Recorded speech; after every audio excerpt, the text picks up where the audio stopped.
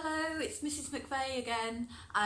This is my final instalment, if you like, of a video before Christmas. And this time, instead of doing some art, I thought I'd read a story. So this story, I'm all in my pyjamas, I'm ready for bed, so I thought it'd be good to read a story just before bed and help us settle down for the evening, okay? And it's a funny story. It's the dinosaur that pooped Christmas. Okay, so I'm not going to sit here. I'm going to bring this over to you because it's got some really cool pictures in there. And this story is by Tom Fletcher and Dougie Pointer. Okay.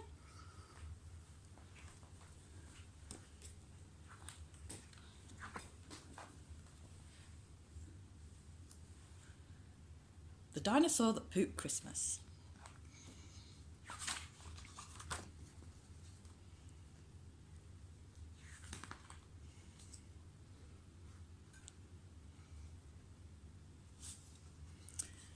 From high in the sky, Santa looked down below to houses all cosy and covered in snow, where snoozers were snoozing tucked up in their beds, whilst dreaming the most festive dream in their heads.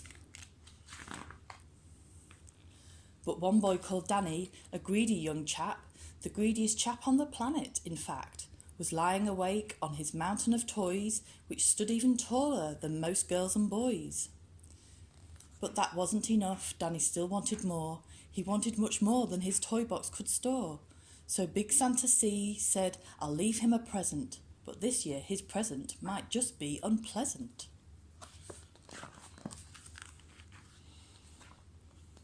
Danny heard such a clatter, his heart skipped a thump. 'Twas the clopping of hooves, going clippity-clump.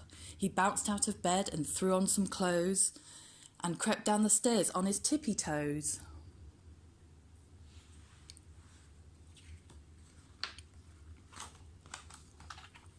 There, under the tree, were gifts big and small, and a gymongous egg in front of them all. An egg, Danny said. Santa brought me an egg. Then, with a crack, popped a dinosaur's head.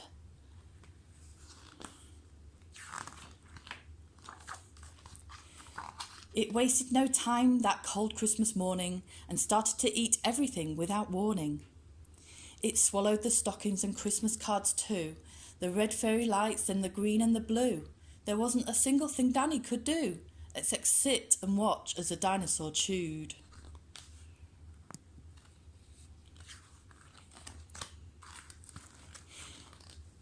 It chewed and it munched and it crunched on Kris Kringle, the reindeer, the sleigh bells and all things that jingle. But it did not stop there. There were more things to gobble, much more than the small shiny baubles that bobble.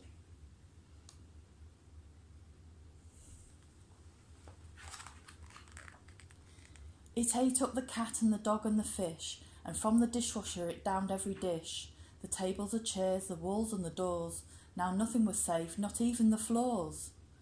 And it says down here, look, now reader, beware. The next part is scary, and if you read on, you'll need new underweary. Danny's poor granny was knitting some socks, but the dino had no need for socks, it had lots.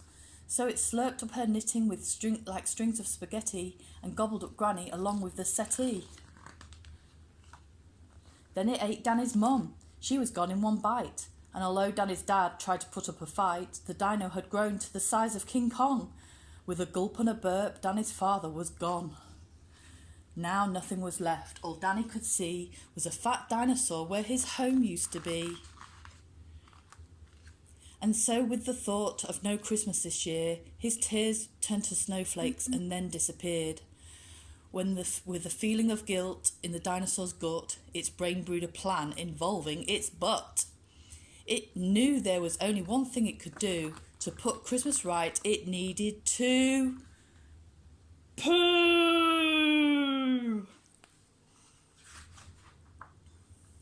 It pooped out the turkey, the toys and the telly, and even the tinsel was now brown and smelly. It pooped all the presents and pieces of puzzles. It pooped all the things it had previously guzzled. And then Father Christmas yelled, out of the way! As he flew down from the dinosaur's bum on his sleigh. The dinosaur finally gave a huge push and pooped down his presents in one massive whoosh. Last but not least, and never forgotten, Granny plopped out of the dinosaur's bottom. Oh dear. "Merry Christmas," said Dan to his whole family as they washed off the presents and put up the tree. And the greedy young chap that you saw just before promised next Christmas he'd ask not for more. And the dinosaur promised he'd not eat a crumb, as you would if your Christmas came out of your bum. And that is the end of the story. The dinosaur that pooped Christmas. I hope you enjoyed that. That was a really funny story, wasn't it? So hopefully you have a really, really good Christmas. I miss you lots, and it's time to say goodbye. Bye.